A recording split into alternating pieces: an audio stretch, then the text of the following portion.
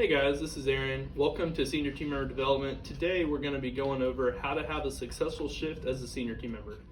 And so what we're going to be talking about today is mindset shifts, what you're responsible for on shift as a senior team member, and then a little bit into what it looks like on shift.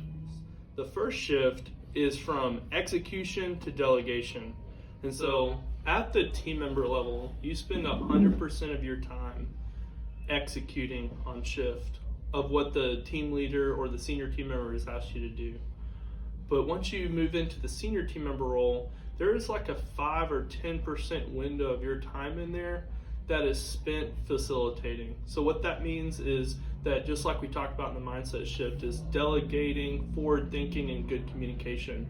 So you should be actively spending your time doing those things versus maybe stocking Chick-fil-A sauce, because your team expects you and needs you to be that 5 to 10% of that facilitator. And so don't get caught up in just doing things by yourself or just stocking Chick-fil-A sauce. Spend that extra moment to assess your shift, to plan ahead, communicate, and then delegate accordingly. So as team members, it's really easy just to do everything by yourself. But it's really hard sometimes to get everyone involved. That's where delegation comes in. So delegation is a transfer of responsibility for a specific task from one person to another. Ultimately, delegation increases your capacity to get more done. When you have 2, 3, and 4 team members all working on the checklist, you're going to be able to go a whole lot farther, a whole lot faster. When you delegate, you want to delegate through influence and care, and you don't want to delegate through just your positional power. And so we don't want to lord our position over anybody, but ultimately we want to lead through our relationships and the influence that we have with them.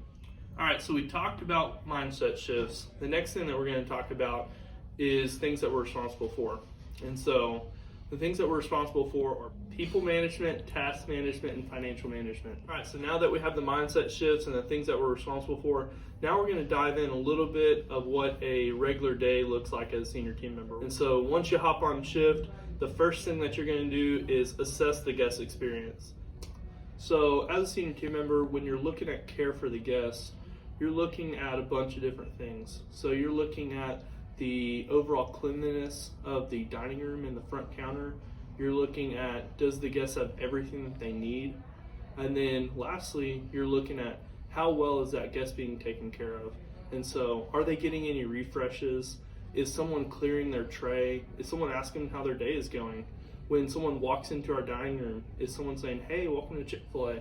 Or if someone leaves our dining room, are they saying, hey, you have a great day, we'll see you soon? All those things are super important to a good guest experience in our dining room. And then when you look at it on front counter or even in our drive-thru, having the same level of care for each and every guest that goes to the window. So how's our dining room look, and how's the cleanliness, and how well is our guest being taken care of? Looking at the front counter, is our guest being taken care of well, being served correctly? Looking over in our drive-thru, is the cockpit cleaned and stocked so our team members can serve our guests well? Once we've assessed our guest experience, now we're going to assess the rest of the shift. How is cleanliness and stocking? How is our financial management? Do we have any drawers that need to be counted? Or do we have any change fund that needs to be counted as well? We're also going to look at people management. Does anyone need to get off? Is there anyone that's coming on? Is there anyone that's going to go on break so we need to move some drawers around? Once we have all that information, we can now go to our team leader and we can communicate what our plan is. So we can get those people moved around. We can get when are we going to count the change fund? When is the drawers going to get counted? And then how are we going to go about doing the task management and getting our checklist done? And so once that the team leader has approved the plan, if there's any changes that need to be had, now we can execute. So this is where you're going to go and start delegating to those team members, getting people on board. You're going to go ahead and go over to the leadership station, getting drawers counted. So once the team leader approves the plan, now we can execute. And so we're going to start delegating to our team members of the actions that need to get done. So what tasks need to get completed, cleanliness and stocking. We're going to go over to the financial management, to the leadership station, to make sure that the drawers are actually getting counted and the change funds getting done. So as you've delegated to the team members on the different tasks and expectations, you always want to follow back up and make sure that what you have talked to them about, that they, one, completed, and two, they've done it to the standard that we expect. And so you're looking for cleanliness and making sure that if you told someone to wipe the counters down, that they did it to the standard that we expect.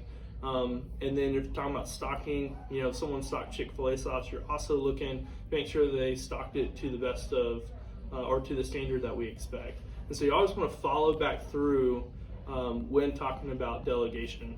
We've just talked about a lot of different things as far as your mindset shifts, things you're responsible for, and a little bit about what you're doing on shift.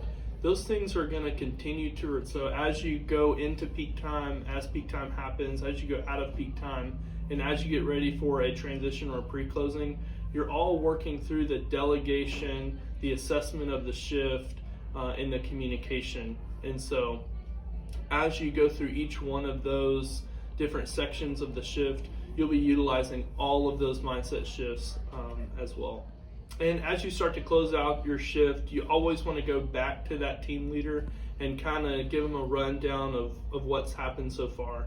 So what checklists have been completed, what financial management has been completed, and then is there any last people that need to get moved around or things that need to get completed in the people management. As we finish out what a successful shift looks like, just be reminded that your ultimate goal is to take the pressure off of the leaders. And so through your execution, your delegation, you're going to be able to help take the pressure off the leaders and be the action hands for the leadership.